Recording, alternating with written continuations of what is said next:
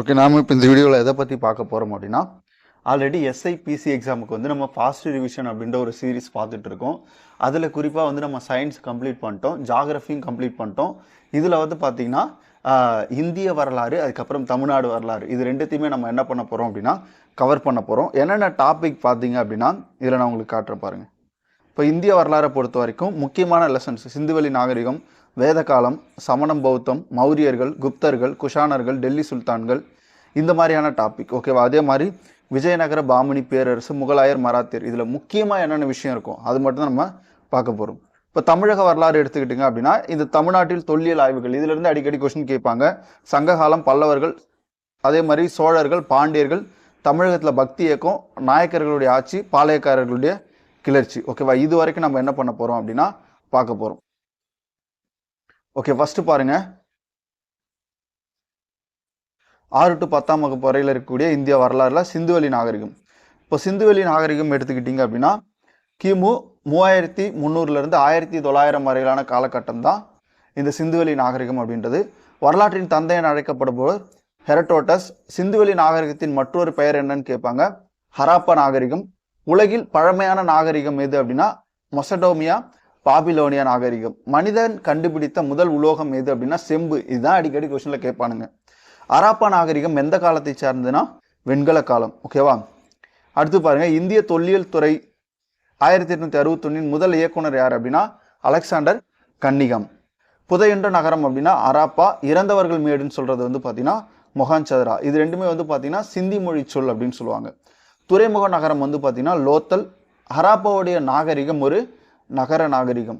ஹராப்பா நாகரிகத்தின் சிறப்பு கூறுகள் வந்து சட்டக வடிவ தெருக்கள், கழிவுநீர் கால்வாய், சுட்ட செங்கல் வீடு. பெருங்குளம் வந்து பார்த்தீங்கன்னா சதுர வடிவம். பொது சபை, இது ரெண்டும் எங்க இருக்குன்னா மொஹஞ்சதராவில் இருக்கு. தானிய களஞ்சியம் பொறுத்த வரைக்கும் வந்து பார்த்தீங்க அப்படின்னா ஹராப்பா, ராகிக இருக்கு. ஹராப்பா நாகரிக மக்கள் எந்த பயிரிடல் வகையை பின்பற்றினா இரட்டை பயிரிடல் முறை. ஹராப்பா நாகரிக மக்கள் மாடுகளை எவ்வாறு அழைத்தனர்னா செபு அப்படின்னு சொல்லுவாங்க. சிந்துவெளி மக்களால் அறியப்படாத உலோகம் இரும்பு, விலங்கு வந்து பார்த்தீங்கன்னா குதிரை. ஹராப்பா மக்களின் சுடுமண்பாண்டத்தின் நிறம் வந்து சிவப்பு. ஹராப்பா மக்கள் சுடுமண்பாண்ட ஓவியத்தின் நிறம் வந்து கருப்பு. ஓகேவா? அடுத்து பாருங்க, கார்லியன் மணியின் நிறம் என்ன அப்படின்னா சிவப்பு, செம்மணிக்கல் அப்படின்னு சொல்லுவாங்க. ஹராப்பா மக்களின் வழிபாடு தாய் தெய்வ வழிபாடு, பசுபதி, அரச மரம், இதெல்லாம் வழிபட்டிருப்பாங்க. நடன மங்கை சிலை, மதகுரு சிலை எங்க அப்படின்னா மொஹஞ்சதரா.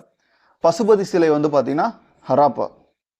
தொல்லியல் பொருட்களின் வயதை கணக்கிட பயன்படும் ஐசோடோப் வந்து பார்த்தீங்கன்னா கார்பன் 14. ஹராப்பா மக்கள் வெட்டும் கருவிகள் செய்ய பயன்படுவது வந்து செர்ட். ஓகேவா? சிந்து சமவெளி நாகரிகம் என பெயரிட்டவர் வந்து சர் ஜான் மார்ஷல். கிழக்கு எல்லை, சிந்து சமவெளி நாகரிகத்தினுடைய கிழக்கு எல்லை ஆலம்கீர், அதாவது உத்தரப்பிரதேசத்தில் இருக்கக்கூடியது. மேற்கு எல்லையை பொறுத்த வரைக்கும் வந்து பார்த்தீங்கன்னா சட்கோஜன். ஓகேவா? பாக் ஈரான் எல்லையில் இருக்கக்கூடியது. வடக்கு எல்லை வந்து ஷார்டுகை, தெற்கு எல்லை வந்து தைமாபாத். அடுத்து பாருங்க, வேத காலம். ஆரியர்கள் என்பவர்கள் கிமு 2000 to 1500 ஓகேவா ஆகிய காலகட்டத்தில் எந்த பகுதியிலிருந்து வந்தாங்க அப்படின்னு பார்த்தீங்கன்னா மத்திய ஆசியா. ஆரியர்கள் பேசிய மொழி இந்தோ ஆரிய மொழி அப்படின்னு சொல்லுவாங்க. ஓகே, முன்வேத காலம் பார்த்தீங்கன்னா கிமு 1500 1000 வரைக்கும். சப்த சிந்து. ஓகேவா? அந்த காலகட்டத்தில் ரிக்வேதம் அப்படின்றது இருக்கும். இயற்கையை வழிபட்டிருப்பாங்க. அக்னி, இந்திரன், வாயு, பெண் கடவுள் வந்து அதிதி, உஷா. கால்நடை மேய்த்தல் அவங்களுடைய தொழிலா இருக்கும். ஓகேவா?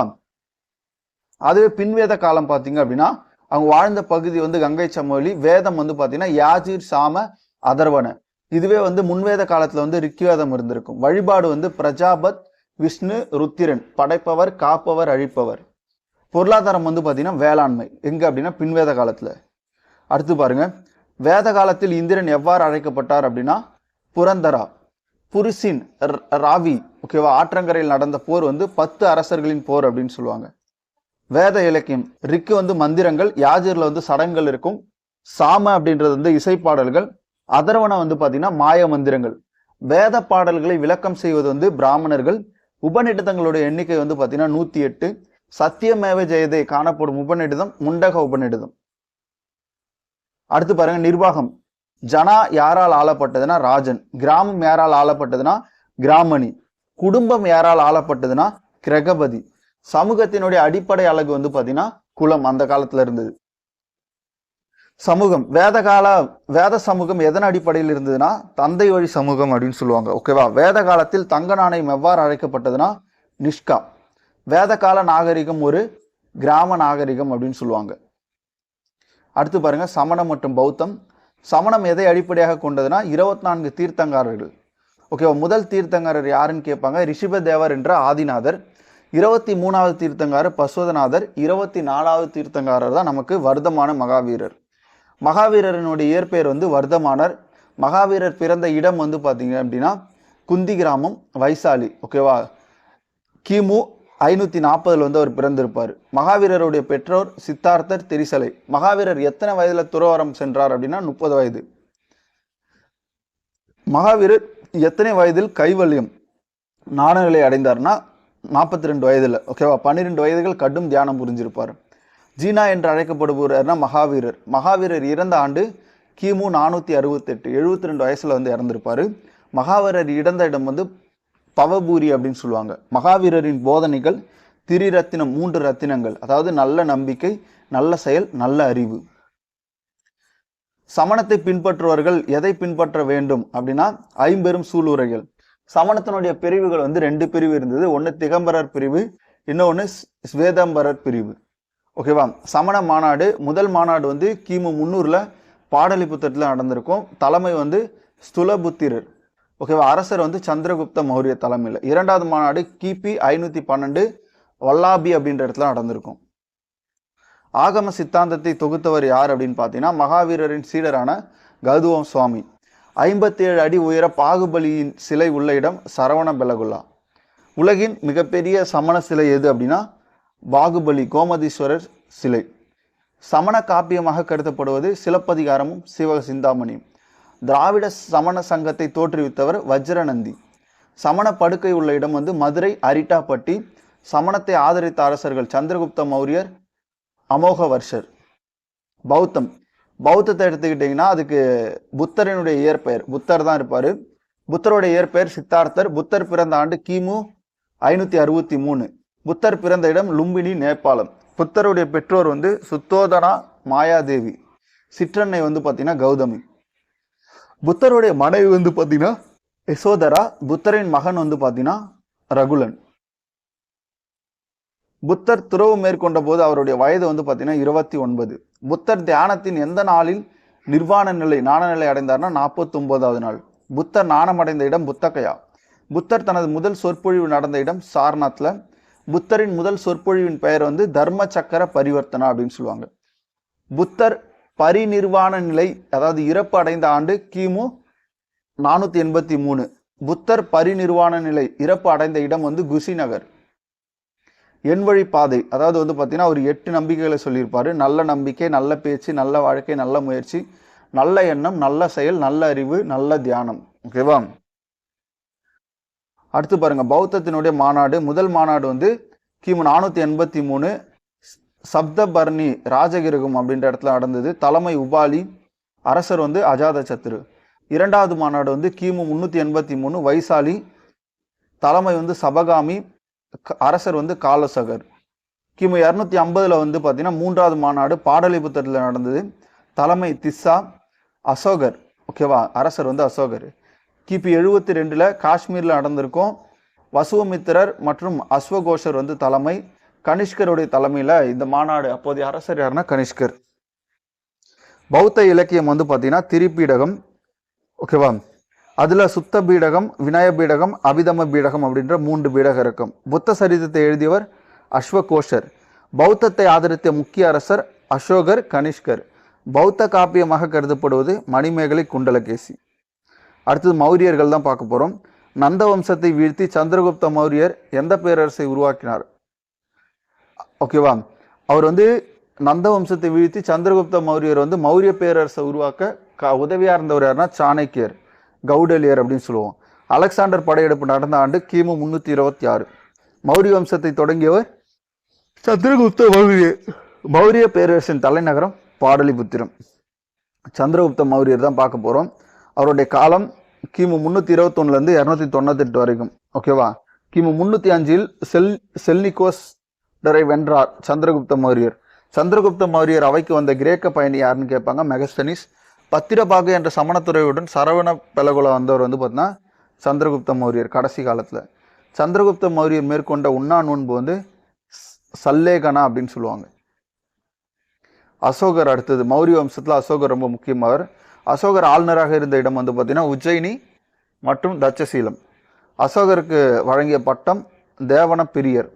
அசோகர் முடிச்சுட்டு கொண்ட ஆண்டு கிமு 269. கலிங்க போர் எப்போ நடந்ததுன்னா கிமு 261, ரொம்ப முக்கியமான போர். ஓகேவா. சாந்த அசோகரை தர்ம அசோகராக மாற்றிய போர் கலிங்க போர். சாரநாத் தூணை நிறுவியவர் அசோகர். அசோகர் தனது மகன் மகேந்திரனையும் மகள் சங்கமித்திரையும் பௌத்தத்தை பரப்புவதற்காக இலங்கைக்கு அனுப்பியிருப்பாங்க.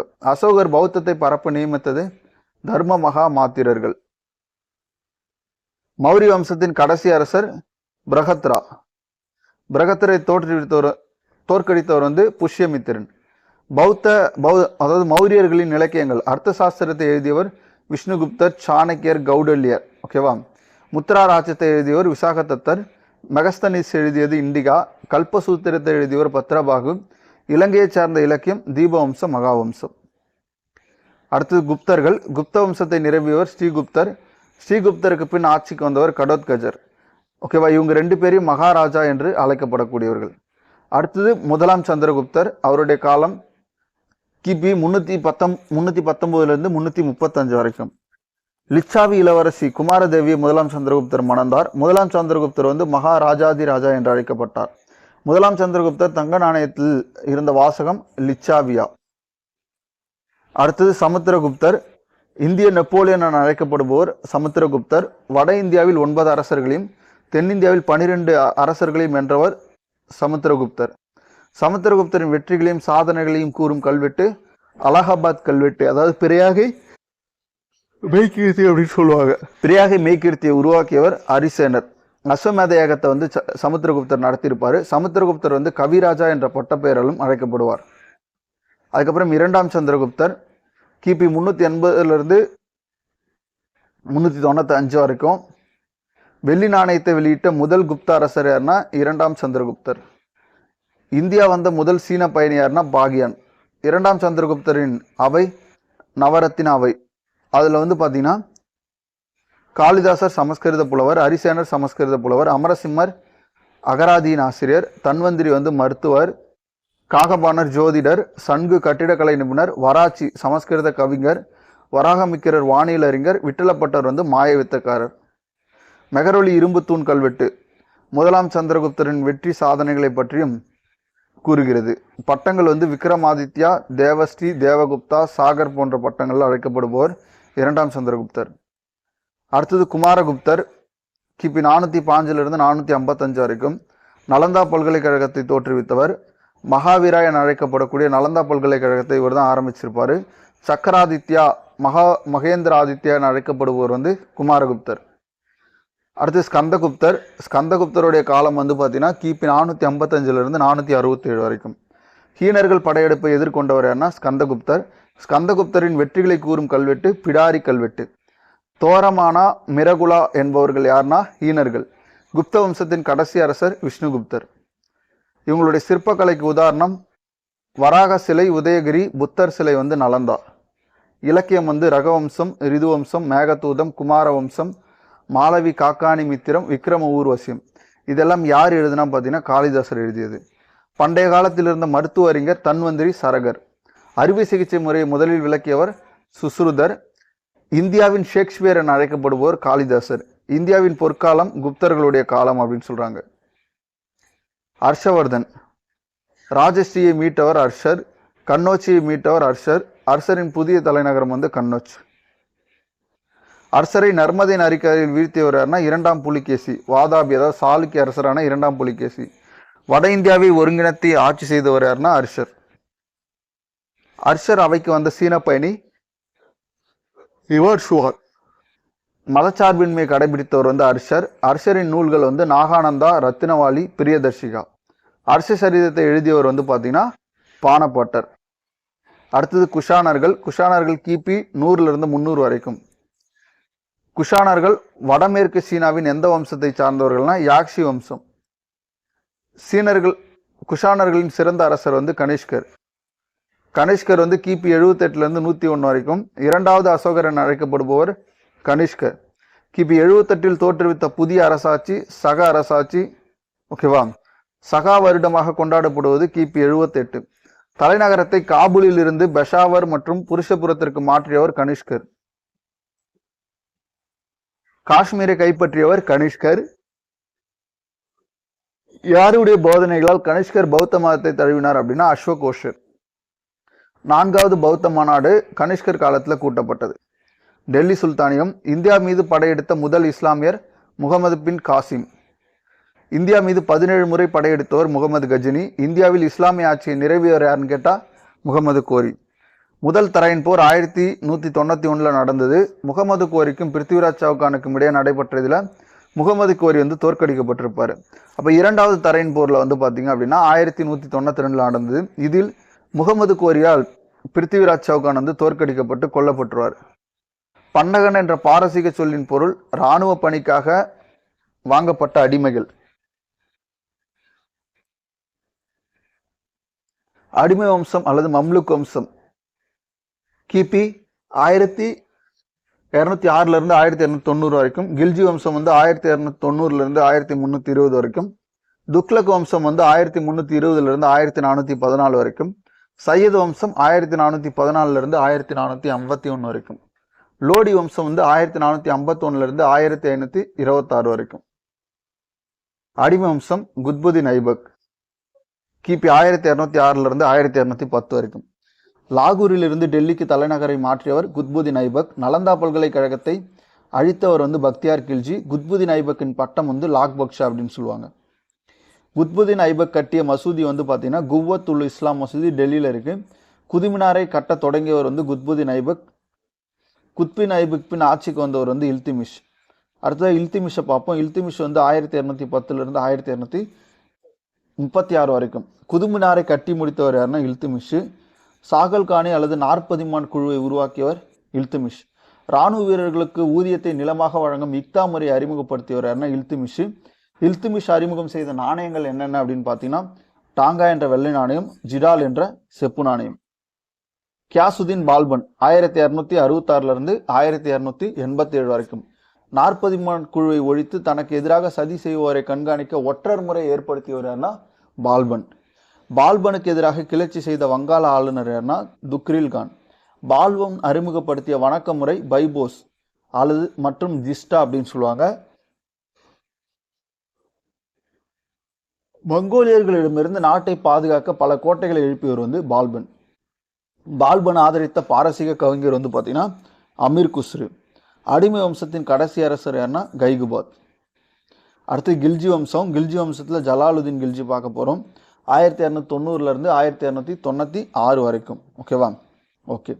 ஜலாலுதீன் கில்ஜி படையெடுப்புக்கு தலைமையேற்றவர் வந்து அலாவுதீன் கில்ஜி. அலாவுதீன் கில்ஜியால் வஞ்சகமாக கொல்லப்பட்டவர் ஜலாலுதீன் கில்ஜி. அடுத்து பாருங்க, அலாவுதீன் கில்ஜியோடைய படைத்தளபதி யார் அப்படின்னு பார்த்தீங்கன்னா மாலிக் கபூர். அலாவுதீன் கில்ஜியின் தென்னிந்திய படையெடுப்புக்கு தலைமையேற்றவர் யாருன்னு கேட்பாங்க மாலிக் கபூர். ஜவுகர் எனப்படும் சடங்கை பின்பற்றியவர்கள் ராஜபுத்தர்கள். எப்போ அப்படின்னா சித்தூர் சூறையாடல்ல. அலைதர் வாசாவை கட்டியவர் வந்து அலாவுதீன் கில்ஜி. அடுத்து பாருங்க, துக்ளக் வம்சம். கியாசுதீன் துக்ளக்கு. கியாசுதீன் துக்ளக்கால் அடிக்கல் நாட்டப்பட்ட நகரம் வந்து துக்லதாபாத். முகமது பின் துக்ளக் அதாவது ஜீனா கான் அப்படின்னு சொல்லுவாங்க. நன்கு கல்வி கற்ற ஒருத்தவர். இத்துணை கண்டம் முழுவதும் ஆட்சியை விரிவுபடுத்த திட்டமிட்டவர் யாருன்னா முகமது பின் துக்ளக். முகமது பின் துக்ளக் காலத்தில் தென்னிந்தியாவில் உருவான அரசுகள் விஜயநகர பேரரசு, பாமினி அரசு, மதுரை சுல்தானியம். முகமது பின் துக்ளக்குடைய முக்கிய நடவடிக்கைகள் பாருங்க. தலைநகரை மாத்துறாரு. டெல்லியிலிருந்து தேவகிரிக்கு, திரும்ப தேவகிரிலேருந்து டெல்லிக்கு கொண்டு வர்றாரு. அடையாள நாணய முறை செப்பு நாணயங்களை வந்து வெளியிட்டிருப்பாரு. ஓகேவா? தோ ஆப் வரி சீர்திருத்தம் அது வந்து தோல்வியில் முடிஞ்சிருக்கும். அடுத்து பாருங்க, பெரோஷா துக்ளக் 1351 1388 வரைக்கும். மத தலைவர்கள் இராணுவ அதிகாரிகளிடம் சமாதான கொள்கையை கடைபிடித்தவர் பெரோஷா துக்ளக். விவசாய கடனை ரத்து செய்து பல நீர்ப்பாசன கால்வாய்களை வெட்டியவர் பெரோஷா துக்ளக். டெல்லியில் வேலைவாய்ப்பு அலுவலகம், மருத்துவமனைகளை நிறுவி ஏழை பெண்களுக்கு திருமணத்துக்கு வந்து உதவி இருப்பார். தைமூர் படையெடுப்பு 1398. சையது வம்சத்தை தொடங்கியவர் யாருன்னா கிசிர்கான். பதவியை துறந்த அரசர் வந்து ஆலம் ஷா. லோடி வம்சத்தை தொடங்கியவர் வந்து பகுல்லால் லோடி. ஆக்ராவை தலைநகர் ஆக்கியவர் சிக்கந்தர் லோடி. முதல் பானிபட்டு போரில் பாபர் யாரால் தோற்கடிக்கப்பட்டார்? அதுக்கப்புறம் கடைசி டெல்லி சுல்தானிய அரசர் யார் அப்படின்னு பார்த்தீங்கன்னா இப்ராஹிம் லோடி. விஜயநகரம் மற்றும் பாமினி அரசு. விஜயநகர அரசு வந்து பார்த்தீங்கன்னா 1336 1646 வரைக்கும். விஜயநகரின் வேறு பெயர் வந்து வெற்றி நகரம் அல்லது வித்யா நகரம் அப்படின்னு சொல்லுவாங்க. விஜயநகர பேரரசை உருவாக்கியவர் அரிகரர் மற்றும் புக்கர். முகமது பின் துக்ளக்கிடம் பணியாற்றியவர் வந்து அரிகரர் மற்றும் புக்கர்.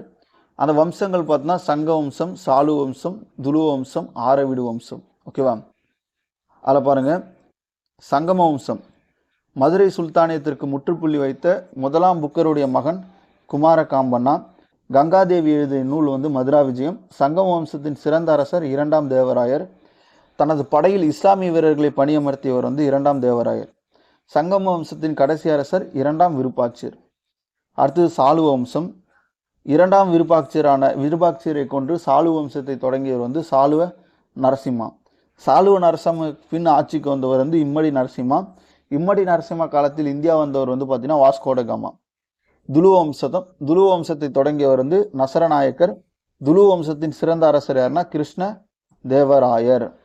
கிருஷ்ணதேவராயர் வந்து அவருடைய பதவி காலம் வந்து பார்த்தீங்கன்னா கிபி 509 29 வரைக்கும்.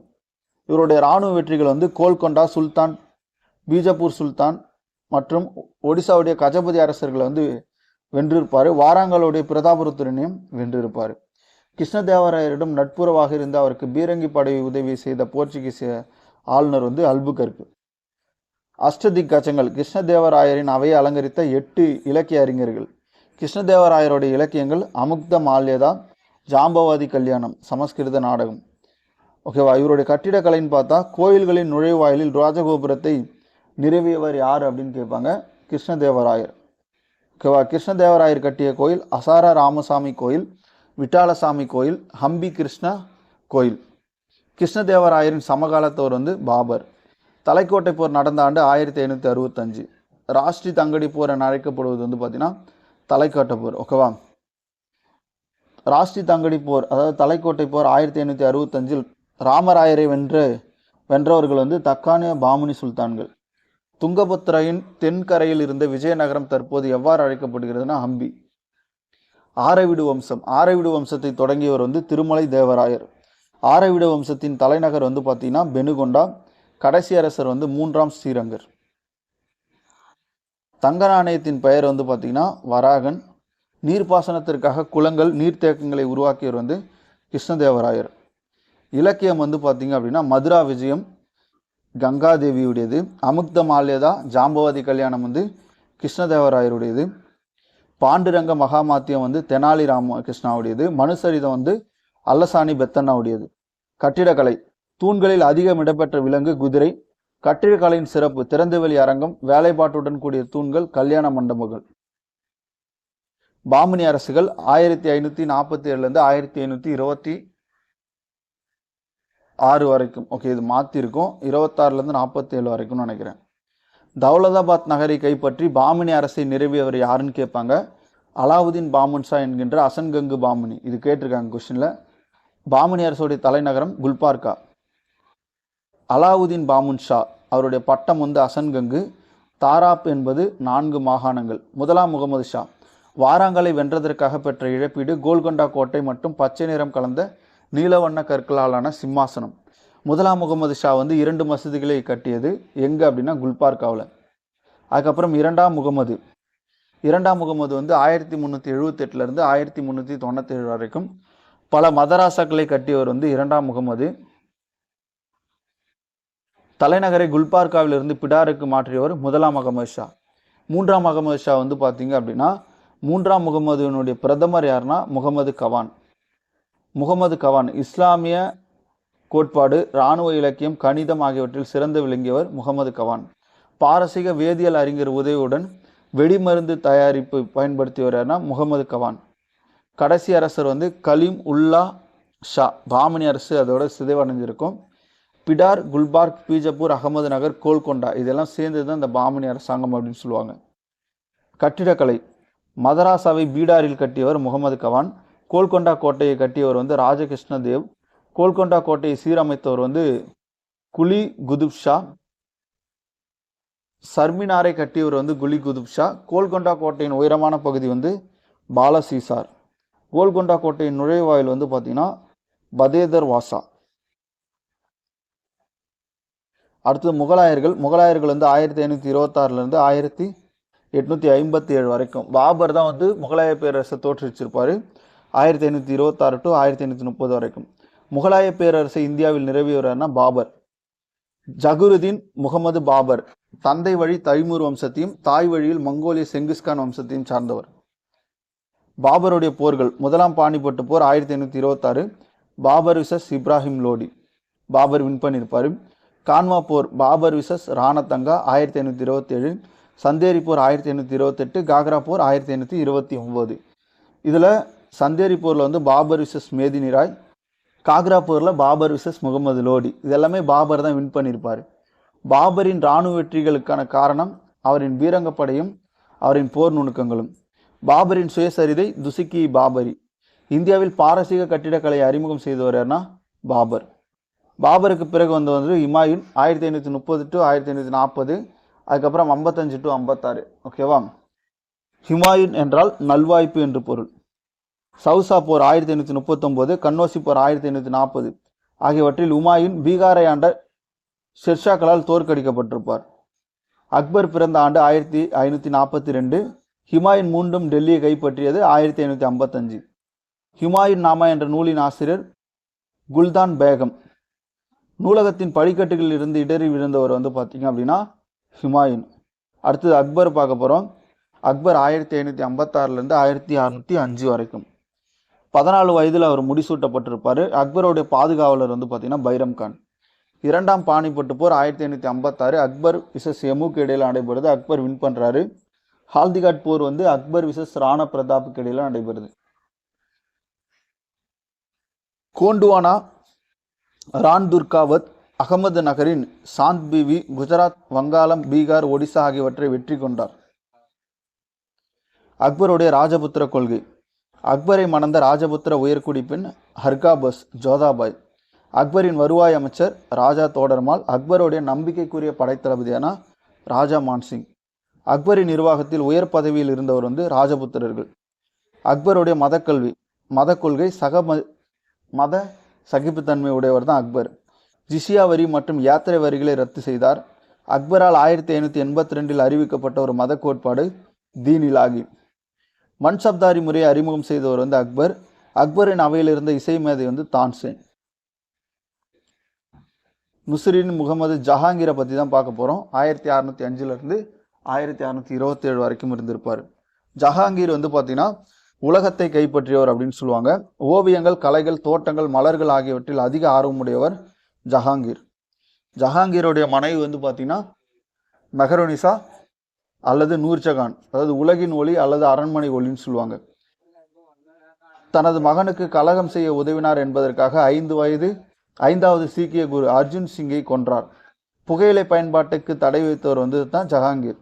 ஆங்கிலேயருக்கு வணிக உரிமை வழங்கியவர் வந்து ஜஹாங்கீர். ஷாஜகான் வந்து பார்த்தீங்கன்னா உலகத்தின் அரசர் சொல்லுவாங்க. 1627 1658 வரைக்கும். ஷாஜகானுடைய இயற்பெயர் வந்து பார்த்தீங்கன்னா குர்ராம். அவர் அகமது நகர், பீஜாப்பூர், கோல்கொண்டாவை வந்து கைப்பற்றியவர் வந்து ஷாஜகான். முகலாயர்கள் புகழ் உச்சத்தில் இருந்த காலம் ஷாஜகானுடைய காலம். கட்டிடக்கலையோட இளவரசர் வந்து ஷாஜகான். தாஜ்மஹாலை யாருடைய நினைவாக கட்டினார் அப்படின்னு பார்த்தீங்கன்னா பானு பேகம், மும்தாஜ். மயிலாசனம் யாருடைய காலத்தில் செய்யப்பட்டதுன்னா ஷாஜகானுடைய காலத்தில். அவுரங்கசீப் 1658 1707 வரைக்கும். ஆலம்கீர் என அழைக்கப்பட்டவர் வந்து பார்த்தீங்கன்னா அவுரங்கசீப். அவுரங்கசீப் வந்து பார்த்தீங்கன்னா உலகை கைப்பற்றியவர் அப்படின்னு சொல்லுவாங்க. ஓகேவா? மீண்டும் ஜிசியா வரி மற்றும் யாத்திரை வரி விதித்தவர் யாருன்னா அவுரங்கசீப் தான் விதிச்சிருப்பாரு. அவர் கலகம் செய்ததால் 9வது சீக்கிய குரு தேஜ் பகதூரை கொன்றார். அவுரங்கசீப்பை பழிவாங்க கால்சா இராணுவத்தை தொடங்கியவர் 10வது சீக்கிய குரு கோவிந்த் சிங். அவுரங்கசீப்புக்கு எதிராக கலகம் செய்தவர் ஜாட், சீக்கியர்கள், மராத்தியர்கள், சாத்னமியர்கள். அவுரங்கசீப்பால் கொல்லப்பட்ட சிவாஜியின் மகன் வந்து சாம்பாஜி. முகலாய பேரரசின் கடைசி மாமன்னர் வந்து அவுரங்கசீப். முகலாய பேரரசின் கடைசி அரசர் யாருன்னு கேட்டால் 2ஆம் பகதூர் ஷா. நிலவரி ஜப்தி என்ற நிலவரி முறையை அறிமுகம் செய்தவர் யாருன்னா ராஜா தோடர்மால். கட்டிடக்கலைன்னு பார்க்கும்போது பாபர் பாரசீக கட்டிடக்கலையை இந்தியாவில் என்ன பண்ணியிருப்பார், அறிமுகம் செய்திருப்பார். ஹுமாயூன் வந்து பார்த்திங்கன்னா தீனி பானா அரண்மனையை வந்து உருவாக்கியிருப்பார். அக்பர் வந்து ராஜ்மஹால், திவானி காஸ், திவானி ஹாம், புலந்தர்வாசா, ஆக்ரா கோட்டை ஆகியவற்றை உருவாக்கியிருப்பார். ஷாஜகானை பொறுத்த வரைக்கும் தாஜ்மஹால், மோத்கி மசூதி, ஜிம்மா மசூதி, செங்கோட்டை, லால் குலாய் இது எல்லாத்தையும் வந்து பார்த்தீங்க அப்படின்னா ஷாஜகான் வந்து கட்டியிருப்பார். அடுத்தது இடையில ஷெர்ஷா சூரி வந்திருப்பார் 1540 டு 1555. இவரது இயற்பெயர் வந்து பரித். புலியை கொன்றதால் ஷெர்கான் என்று அழைக்கப்பட்டிருப்பார். ஓகேவா. சவுசா போர் 1539, கன்னோசி போர் 1540 ஹுமாயூனை வந்து வீழ்த்தியிருப்பார். புராண கிலாவை இவர் தான் வந்து கட்டியிருப்பார். புதிய சாலைகளை அமைத்திருப்பார். பழைய சாலைகளை சீரமைச்சிருப்பார். சாலைகளில் சராய் எனப்படும் சத்திரங்களை அமைத்தவர். ருபியா என்ற சில்வர் நாணயத்தை அறிமுகம் செய்தார். தற்கால நாணய முறையின் தந்தை யார் அப்படின்னா ஷெர்ஷா. அடுத்தது மராத்தியர்கள். மராத்தியர் வாழ்ந்த பகுதி, அவர்களின் போர் முறை மேற்கு தொடர்ச்சி மலையில் அவங்க வாழ்ந்திருப்பாங்க. கொரில்லா போர் முறையை பின்பற்றியிருப்பாங்க. முக்கிய மராத்திய பக்தி இயக்க பெரியோர் ஏக்நாத், துக்காராம், ராம்தாஸ். சிவாஜி பற்றி தான் பார்க்க போகிறோம். 1627 1680 வரைக்கும். சிவாஜி பிறந்த ஆண்டு மற்றும் இடம் 1627 ஷிவ்னேரியில் வந்து பிறந்திருப்பார். சிவாஜியோடைய பெற்றோர் யார் அப்படின்னு பார்த்தீங்கன்னா சாஜி பான்ஸ்லே, ஜீஜாபாய். சிவாஜிக்கு குதிரையேற்றம், போர்க்கலை, நிர்வாகம் ஆகியவற்றில் பயிற்சி தந்தவர் வந்து தாதாஜி கொண்டது. சிவாஜி தனது 18வது வயது முதலாக கைப்பற்றிய கோட்டை கோண்ட்வானா கோட்டை. சிவாஜி படையில் வலிமை மிகுந்து தெரிந்தவர் மாவாலி காலாட்படை வீரர்கள். சிவாஜியை வீழ்த்த பீஜாப்பூர் சுல்தானால் அனுப்பப்பட்ட ஆனால் அதில் தோல்வி அடைந்தவர் வந்து அப்சல் கான். சிவாஜியின் சூரத் படையெடுப்பு நடந்த ஆண்டு 1664 1670. 2 முறை வந்து சூரத் மேலே படையெடுப்பை மேற்கொண்டிருப்பார். அவுரங்கசீப்பின் அறிவுறுத்தலால் சிவாஜியை வீழ்த்தியவர் ராஜாஜி சிங். புரந்தர் உடன்படிக்கை வந்து 1665 மேற்கொள்ளப்பட்டது. சிவாஜி சத்ரபதியாக ராய்கர் கோட்டையில் எப்போ பதவியேற்றார்னா 1674. சிவாஜியின் அமைச்சரவை என்ன சொல்லுவாங்க அப்படின்னா அஷ்டபிரதான் அப்படின்னு சொல்லுவாங்க. மக்களை காப்பதற்காக சிவாஜி வசூலித்த வரி சவுத் 4இல் 1 பங்கு, சர்தேஜி 10இல் 1 பங்கு. சிவாஜி எப்போ மரணம் அடைந்தார்னா 1680. அடுத்தது சாம்பாஜி, அவருடைய மகன். சிவாஜிக்கு பின் பதவியேற்றிருப்பார். சாம்பாஜி யாரால் கொல்லப்பட்டார்னா அவுரங்கசீப்பால். மராத்தியர் வீழ்ச்சிக்கு காரணமான போர் 3ஆம் பானிபட்டு போர் 1861. 3ஆம் பானிபட்டு போர் 1861 அகமது ஷா விச சதாசிவ ராவ் அப்தாலிக்கு இடையில நடைபெற்றுச்சு. ஓகே, அடுத்தது பாருங்க தமிழக வரலாறு, தமிழ்நாட்டில் தொல்லியல் ஆய்வுகள் தான் பார்க்க போகிறோம். ஹிஸ்ட்ரியை பொறுத்த வரைக்கும் அது ரொம்ப முக்கியமானது, நம்ம பார்த்தது எல்லாமே. ஓகே, இந்திய தொல்லியல் துறையினுடைய தந்தை யார் அப்படின்னா அலெக்சாண்டர் கன்னிகம். அவர் தான் ஃபஸ்ட்டு ஓகேவா இந்திய தொல்லியல் துறை வந்து பார்த்தீங்கன்னா நிறுவியிருப்பார் 1861. ஓகேவா. Archaeology survey of India. அகழ்வாய்வு இடம் வந்து பார்த்தீங்கன்னா அத்திராப்பாக்கம், மாவட்டம் வந்து திருவள்ளூர். ஆய்வு செய்தவர் வந்து ராபர்ட் புரூட் கொசஸ்தலை ஆற்றங்கரையில். ஆதிச்சநல்லூர் அது எந்த மாவட்டம்னா தூத்துக்குடி. தமிழ் பண்பாட்டின் தொட்டில் சொல்கிறாங்க. அரிக்கமேடு இது வந்து பாண்டிச்சேரியில் இருக்குது. ஆய்வு செய்தவர் வந்து மார்ட்டிமர் வீலர். பையம்பள்ளி எந்த மாவட்டம் அப்படின்னா வேலூர். பூம்புகார் வந்து பார்த்திங்கன்னா நாகப்பட்டினம், இப்போ மயிலாடுதுறையில் இருக்குது. கொடுமணல் வந்து ஈரோடு, நொய்யல் ஆற்றங்கரையில் இருக்குது. புகழூர் வந்து கரூர். பொருந்தல் வந்து திண்டுக்கல். கீழடி வந்து சிவகங்கை, வைகை நதி மற்றும் கீழடி அருங்காட்சியகம். அழகன்குளம் வந்து ராமநாதபுரம். கொர்க்கை வந்து தூத்துக்குடி. அண்மை காலத்தில் அகழ்வாய்வு தொடங்கப்பட்டது. வெப்பங்கோட்டை விருதுநகர், துலுக்கர்பட்டி திருநெல்வேலி, பெரும்பாலை தருமபுரி, மயிலாடும்பாறை கிருஷ்ணகிரி. அடுத்தது சங்ககாலம் பார்ப்போம். சங்ககாலத்தின் காலப்பகுதி வந்து பார்த்தீங்கன்னா கிமு 300 டு கிபி 300 வரையில். சேர சோழ பாண்டியர்கள் மற்றும் சத்தியபுத்திர மன்னர்கள் பற்றி தனது கல்வெட்டில் குறிப்பிட்டவர் வந்து அசோகர். இந்த சத்தியபுத்திரர் தான் யார் அப்படின்னு பார்த்தீங்கன்னா நம்முடைய அதியமான், குறுநில மன்னர். சத்தியபுத்திரர் என்று அழைக்கப்படுவர் அதியமான். சங்கம் வைத்து வளர்க்கப்பட்ட தமிழ் மொழி செம்மொழியான ஆண்டு 2004. மூவேந்தர்களுடைய ஆட்சி பகுதி. சேரர்கள் தமிழகத்தின் கொங்கு பகுதி, கேரளாவுடைய வடப்பகுதி. சோழர்கள் வந்து தமிழகத்தினுடைய மத்திய பகுதி, பாண்டியர்கள் வந்து தென் தமிழகம். சேரர்களுடைய தலைநகரம் வஞ்சி, சோழர்களுக்கு வந்து உறையூர், பாண்டியர்களுக்கு வந்து மதுரை. துறைமுகம் பார்த்தீங்கன்னா சேரர்களுடையது தொண்டி முசிறி, சோழர்களுடையது புகார் காவிரி பூம்பட்டினம், பாண்டியர்களுடையது வந்து கொர்க்கை. சின்னம் வந்து பார்த்தீங்கன்னா சேரர்களுக்கு வில்லம்பு, சோழர்கள் புலி, பாண்டியர்கள் இரட்டை மீன்கள். பூ வந்து பார்த்தீங்க அப்படின்னா சேரர்கள் பனம்பூ, சோழர்கள் அத்திப்பூ, பாண்டியர்கள் வேப்பம்பூ. கல்வெட்டு, சேரர்களுடைய கல்வெட்டு வந்து புகழூர் கல்வெட்டு கரூரில் இருக்கு. ஓகேவா. பாண்டியர்களுக்கு வந்து மாங்குளம் கல்வெட்டு குறிப்பிடப்படுது. சேரர்களுடைய அந்த பட்டங்கள் ஆதவன், குட்டுவன், வானவன், இரும்பொறை. சோழர்கள் வந்து சென்னி, செம்பியன், கிள்ளி, வளவன். பாண்டியர்கள் மாறன், வழுதி, செழியன், தென்னார்.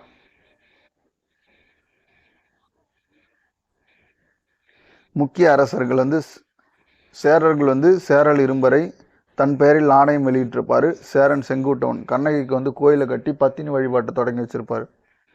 சோழர்கள் வந்து பெரும் நற்கிள்ளி ராஜயோகம் நடத்தியிருப்பாரு. கரிகால சோழன் வந்து பார்த்தீங்கன்னா கல்லணை, அதுக்கப்புறம் வெண்ணி பரந்தலை போர். ஓகேவா. கரிகால சோழனுடைய இயற்பெயர் வந்து திருமாவளவன். நெடுஞ்செழியன் தலையங்கனத்து போர்க்களம், கொற்கை தலைவன், பரதர்களின் தலைவன். மதுரைக்கு வழங்கப்படும் வேறு பெயர்கள் கூடல் நகர், தூங்கா நகரம், சங்கம் வைத்து தமிழ் வளர்த்த நகரம். தமிழ் சங்கத்தை தமிழ் வளர்த்தவர்கள் பாண்டியர்கள். தலைச்சங்கம் வந்து தென்மதுரை, இடைச்சங்கம் வந்து கபாடபுரம், கடைச்சங்கம் வந்து மதுரை. சேரநாடு வேழமுடைத்து, சோழ நாடு சோறுடைத்து, பாண்டிய நாடு முத்துடைத்து, தொண்டை நாடு வந்து பார்த்தீங்கன்னா சான்றோர்கள் உடைத்து. இது வந்து கொஸ்டினில் கேட்பாங்க. சங்ககால நகரங்கள் காஞ்சி கல்வி நகரம், புகார் துறைமுக நகரம், மதுரை வணிக நகரம். கல்வி கரையில்லாத காஞ்சின்னு சொன்னவர் வந்து அப்பர், அதாவது திருநாவுக்கரசர். நகரங்களில் சிறந்தது காஞ்சின்னு சொன்னவர் யாருன்னா காளிதாசர். அடுத்து பல்லவர்கள். களப்பிரர்களை வென்று பல்லவ ஆட்சியை தொடங்கியவர் சிம்ம விஷ்ணு, அவனி சிம்மவன் அப்படின்னு அவங்கள சொல்லுவாங்க. பல்லவர்கள் ஆட்சி செய்த பகுதி வந்து தொண்டை மண்டலம். பல்லவர்களுடைய தலைநகரம் வந்து பார்த்தீங்கன்னா காஞ்சிபுரம். பல்லவர்களில் முதல்ல வருவர் முதலாம் மகேந்திரவர்மன், கிபி 600 to 630 வரைக்கும். சாளுக்கிய மன்னன் 2ஆம் புலிகேசியால் தோற்கடிக்கப்பட்டவர் முதலாம் மகேந்திரவர்மன். முதலாம் மகேந்திரவர்மன் எழுதிய சமஸ்கிருத நாடகம் மத்த விலாச பிரகாசனம். முதலாம் மகேந்திரவர்மனை சமணத்திலிருந்து சைவத்திற்கு மாற்றியவர் அப்பர், அதாவது திருநாவுக்கரசர். சங்கீரண ஜாதி என்று அழைக்கப்பட்டவர் வந்து முதலாம் மகேந்திரவர்மன். முதலாம் மகேந்திரவர்மன் குடவரை கோயில்கள் உள்ள இடம் வந்து மண்டகப்பட்டு, மாமண்டூர், பல்லாவரம், திருச்சி. முதலாம் மகேந்திரவர்மனின் பட்டங்கள் சித்திரகார புலி, விசித்திர சித்தன், மத்த விலாசன், குணபரன், காலப்பிரியன்.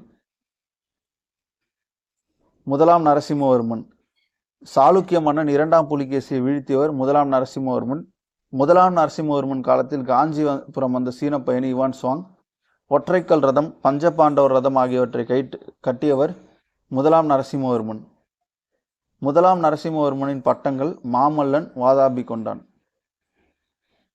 2ஆம் நரசிம்மவர்மன் காஞ்சி கைலாசநாதர் கோயில் மற்றும் மாமல்லபுர கடற்கரை கோயிலை கட்டியவர் 2ஆம் நரசிம்மவர்மன். அவருடைய பட்டம் ராஜசிம்மன், ஆகமப்பிரியன், சங்கர பக்தன் அப்படின்னு சொல்லுவாங்க.